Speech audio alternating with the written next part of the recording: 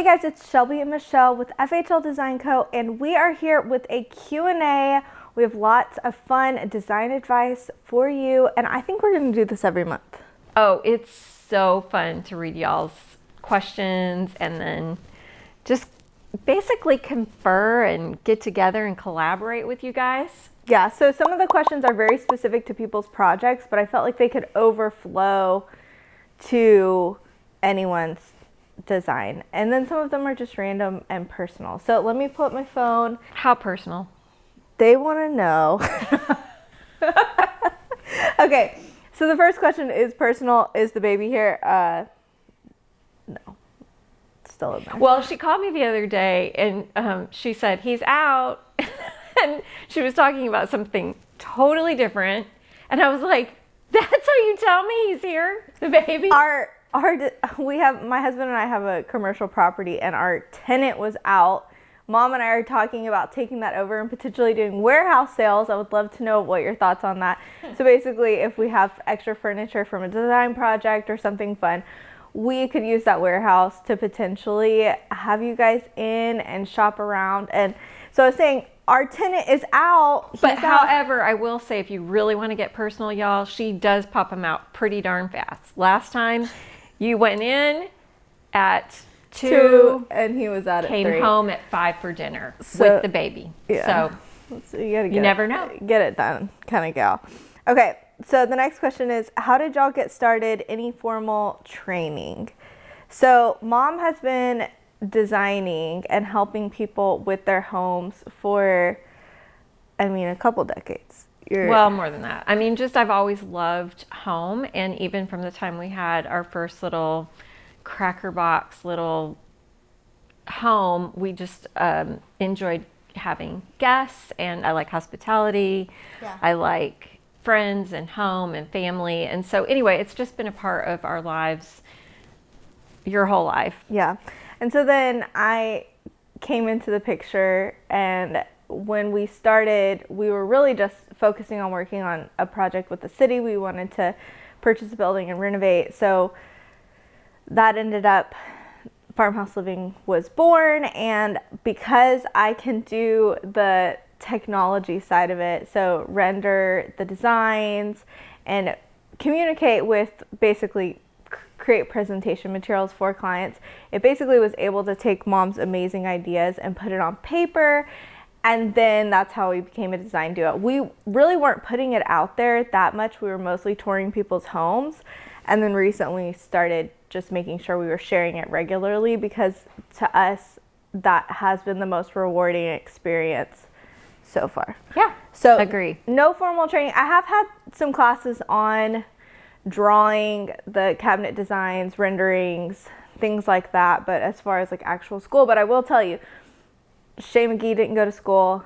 Joanna Gaines. No, I don't think so. A lot of these people that I do think it's really a natural gifting, and I'd be the first to admit that there are people who are next level from me. I will watch them, and what takes me so much longer to create, they will literally like poof and it's there.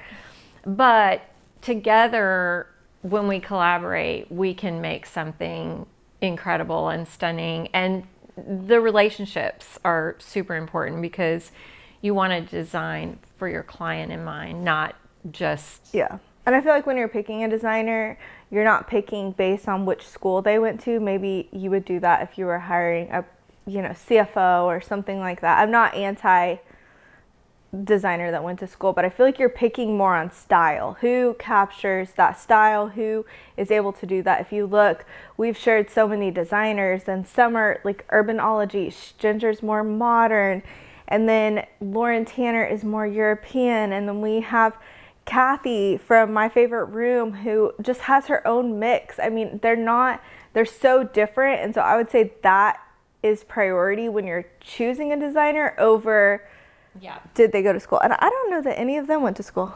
I don't know, but they're all amazing. Amazing. And I will also say, Ginger probably went to school.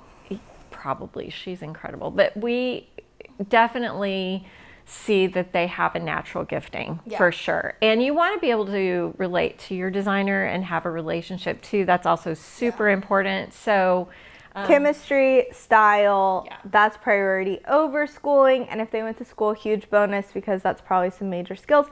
And it's also that they've probably have longer experience if they thought of being a designer when they were in the time frame of life that they would go to school to do that. So, Yeah. But it's never too late to go to school. you want to go? No. Do we think, editor, put a graduation cap on mom here.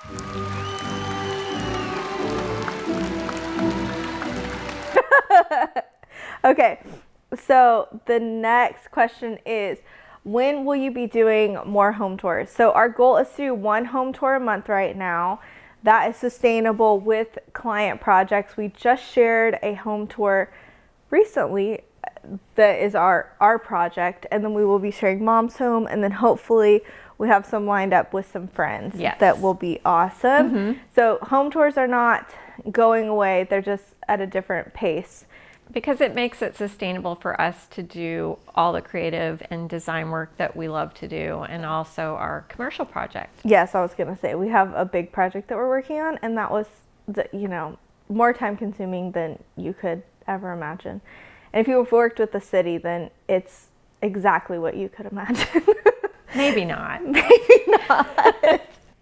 Okay, so a home decor style you're more interested in 2025. I feel like we would have 2 different answers on this. What do you feel like, what your 2025 signature, like what you're most excited to add? Today's video sponsor is Sitwell, and we are sharing their 2-in-1 carbon monoxide and smoke alarm detector. When I first moved into my first house, Mom was making sure I had all those things, but especially carbon monoxide, because Yeah. you can't, You just don't know. And it's also rarely cold in Texas, but right now it is freezing temps, and it's important that you have these items in place. You want your trends to last. If you are going to make the effort to make your home cozy, you want to be safe. So what we love about this detector is that, number 1, you can mute it for 10 hours. So we've all had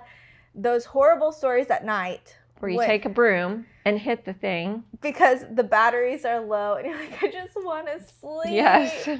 But you can connect 18 of them Wow. wirelessly. So if there's a detection in one area, it's going to go off in the other area. So it doesn't have to wait to go all the way across. And it connects with multiple languages. It has a high precision detection alarm accuracy of 99.96%. It has a 10-year lithium battery, so you don't have to worry about whacking it with a broom. It's awesome. For at least 10 years. It also has soft lighting, so if it is in your bedroom, you can still go to sleep. So besides being able to mute it, the lights, we all know we've been disturbed. We want a good night's sleep. Basically, this solves all the problems that you've ever had with your fire and carbon monoxide. So if you are looking to keep your home safe, secure, and be alert, Sitwell is your option. Use the link in description. We got a fire going, so we are happy to have it. Thank you for supporting our channel. Wallpaper. Well, that's not a style. Well, the things that create a more layered design, I think that's where everyone is going. Even if you have a more modern aesthetic, there's something of warmth and grace that's coming back in every design style across the board. Okay, but what's yours? What are you most... So today, if you Do I have to name? Yeah. I have to name But it. you can call it whatever you want. Ugh. I'm just letting you know, I had the ability to read these questions before, but I did not send them to Mom. So. Yeah, I don't know. I don't know what you call it, because I'm doing things in different rooms that I would call different style. So I'm doing a super colorful and vibrant pattern in the laundry room and upstairs in the secondary bedroom. Yeah. And then in the living room, I'm adding more golds and some other fun things. So I don't know. Okay. Sorry. I'm most excited about what we called in the trend video, 2025 trend video, trendy traditional, just elevating more traditional aspects of home and collecting. I'm excited to collect this year. Okay. What am I going to collect? I don't know, but I'm going to collect for sure. So, okay, we have old pine floors in some rooms in our home. Is it best to try to match in other rooms? Help. Yes. Did you say HE double hockey sticks? She said, help. Oh. I didn't hear the P. I was like, are you swearing? I thought you were like, HE double hockey sticks, yes.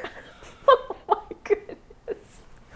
Okay, so both Mom and I have Strong opinions on this. She thinks she's finishing my sentence, but that's not what I was going to say at all. So we both bought homes that already had flooring that it was real hardwoods. So we needed to try to match the best we could.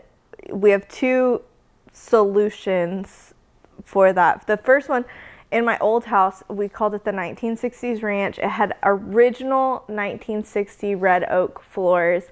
They were so thick, we could have sanded them 100 times and they still would have looked great. The problem is they just don't sell wood like that anymore. Right. So we did have our hardwood guy source the closest thing he could get and then sand it all down at one time and then stain it all at one time. Yeah. You couldn't great. tell.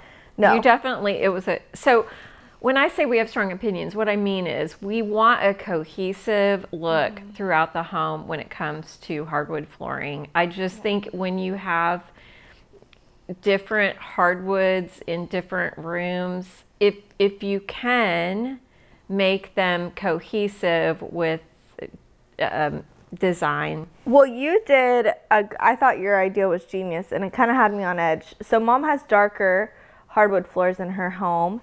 And I cannot remember the stain color, but you know it. Antique brown. Antique brown. And they are also red oak, but they're thicker. Right. Or wider planks, and they are hand scraped. They're not scraped. They're just a little hand hewn. It's not like a heavy scrape. But yeah.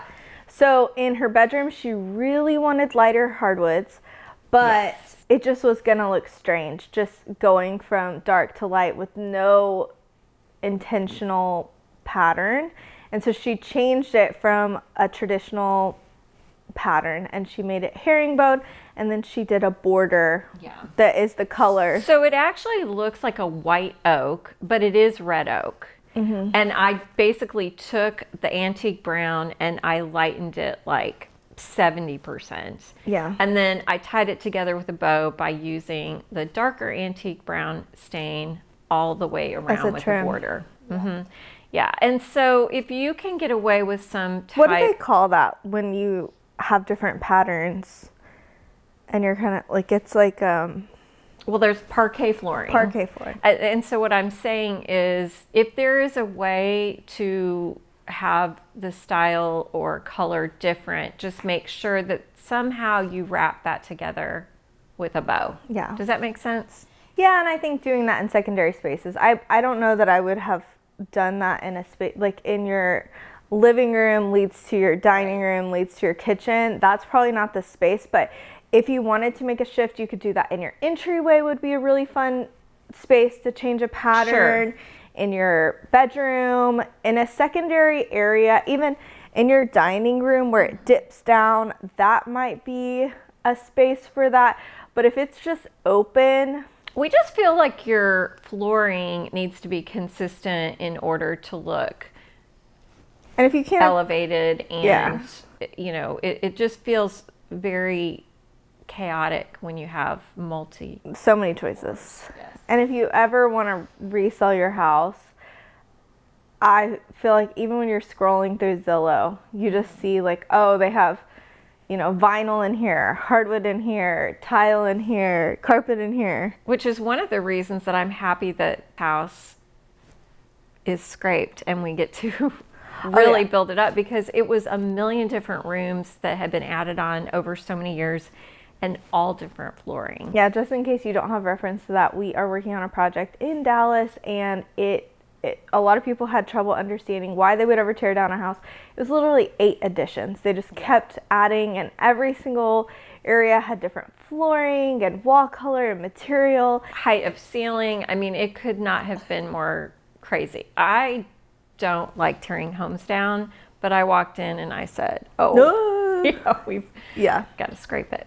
So yeah, but you can mix. I mean, if you want to save your old pine floors, but you can't match it. I mean, in your kitchen, there are so many fun inspirations for tile. Yes. I would do that versus doing a different wood look material. Right. So it's better to go completely different than try to match. If you cannot match, if you have a good hardwood guy, he can source like wood and sand everything all day. But you got to decide, is that an investment you're willing to make? Yes. When I did it, it wasn't that expensive.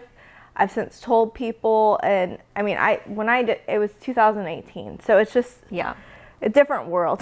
Totally we different live world. in a different world. Yes. Okay, so would love to hear some quick, fairly inexpensive ways to elevate your home in 2025. Quick and expensive. Inexpensive. Quick and expensive. No. Okay, sorry. Quick and expensive. Rip it all out. Inexpensive. No, I mean, I've already done it. I love to add pillows or refresh with textiles, blankets, pillows, just things that you're not taking and scrapping your big pieces of furniture. You're just bringing a little bit different mood or color. Yeah. Right? Yeah, I think if you're going to spend a little bit more, but maybe not so much, like a full reno, it definitely, paint can do absolute, I mean, it transforms the space.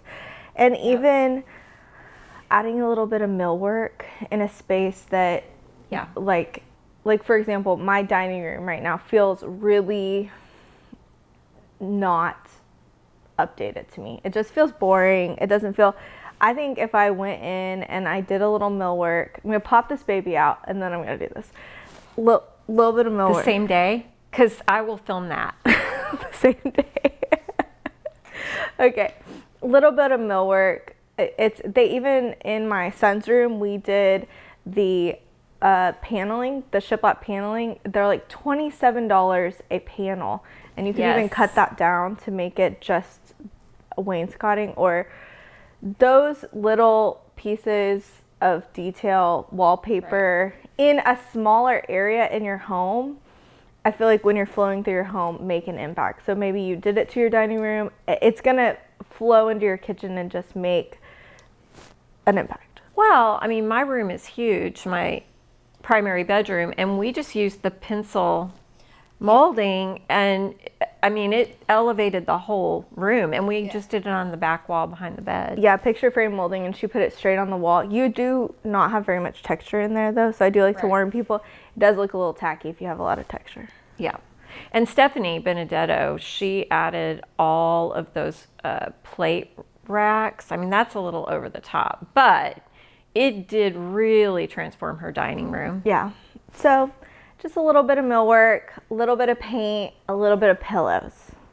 That's all. That's all.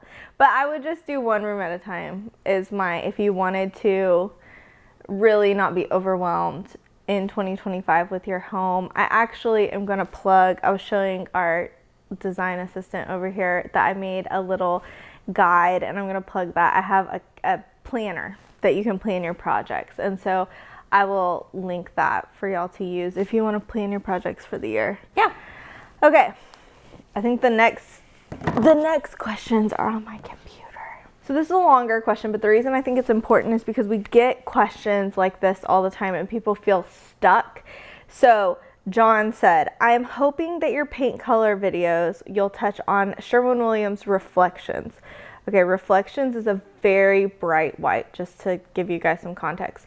My daughter purchased a new home and had all the rooms painted Reflections as the base color and then accented with Morning Fog and Favorite Jeans. At a glance, first week we were horrified and felt like we went too blue. Been there. Yeah, we changed the lighting, all the bulbs, and now Reflections isn't too blue. She wanted a silver tone as the home has been 1980s beige, beige, beige, and wanted to reflect a younger person's home. Hope you comment on tones and surprises like this.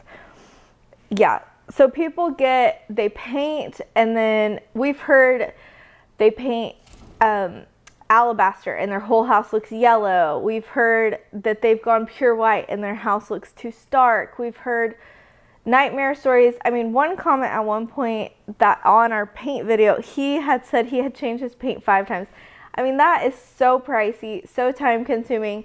The fumes you've inhaled, I mean, it just is not it. But I thought this was actually really savvy to change the bulbs. Yes. If you 1,000 bulbs, you can change. 1,000 bulbs is a brand online. You can change the bulbs to 3,000 Kelvin, 3,000 K. It will neutralize your paint colors. Well, and not just, I mean, it is brilliant, but not just bulbs, but really other surroundings in your home too. I mean, furnishings. I did not like my green chairs in my bedroom. Okay, I was like, these are terrible, but I did not want to recover them because of the expense. When I changed, I mean, this is, well, so then $10,000 later, but when I changed the flooring and added a rug, now those are, how to elevate your home expensively. no, but okay. No, I get what you're saying. For real, y'all, when you change one element, sometimes it will It's bring a domino effect. everything together, right? Yeah. And so the floors, literally, all my old furniture looked so much better when I changed the flooring. Yeah, no, Yeah. I agree. She is right on that. But even something as simple as A rug. little things really do bring a space together. And I would say if you just absolutely hate it, give yourself 3 small changes before you swap it all out. Right. Because some of these things are just, you're not used to it. And especially when we went warmer. I mean, I do agree that alabaster shows yellow sometimes. Yes. But even when you went warmer in your bedroom, you were like, that's a no-go. I was so freaked out And so with the Shoji. showed you white. But boy, do I love it now. It's my favorite. So it's just, it's a process. Home design is a process. Change is a process. But as our friend Monica says, it is just paint. She did say that. She's wonderful. She's wonderful. We need to go visit her again. I know. Yeah. We do need to go visit her. She was one of our first home tours ever. And it's not a barn dominium. It's a barn home. She lives in the barn with her Well, horses. no. Okay, so you know how like a garage is attached to a house? You wouldn't call your house a garage dominium. Right. You just call it a house with a garage. Right.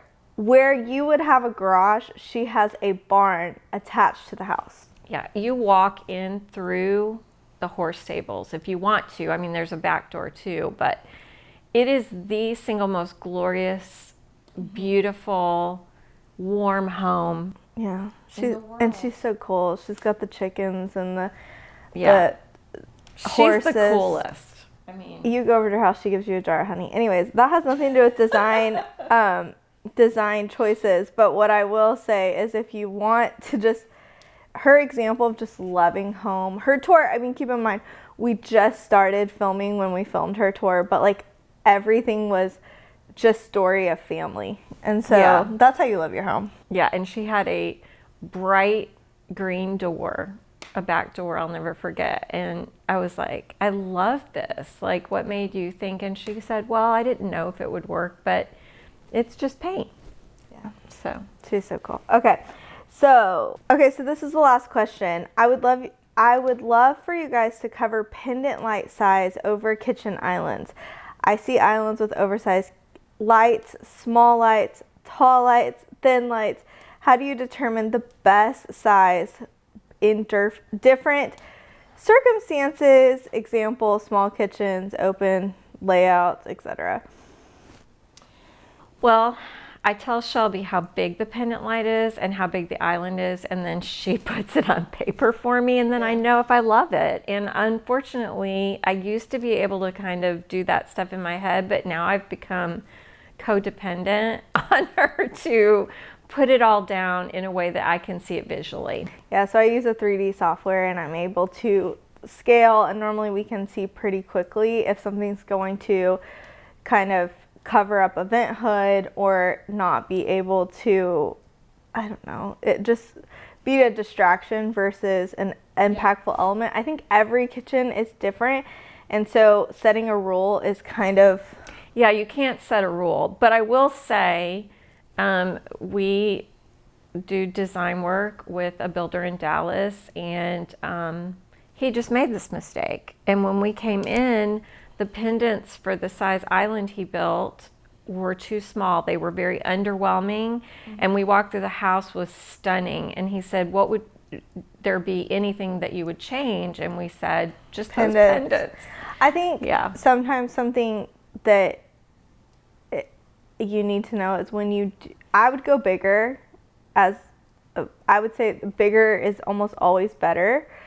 And even those giant in the Cavi cabin, I mean, those lights are massive. And I mean, it's always scary. But when they're on the floor, even the pendants at the Park Place house, when they were on the floor, we were like, oh my gosh, these are massive. But when you see them in the ceiling, they actually are, I mean, I think they're perfect size. Yes. But they are not huge at all. So yeah, I wish I had I can show you, I did see a graph the other day that kind of gave you a scale, but I would say don't be afraid to size up a little bit.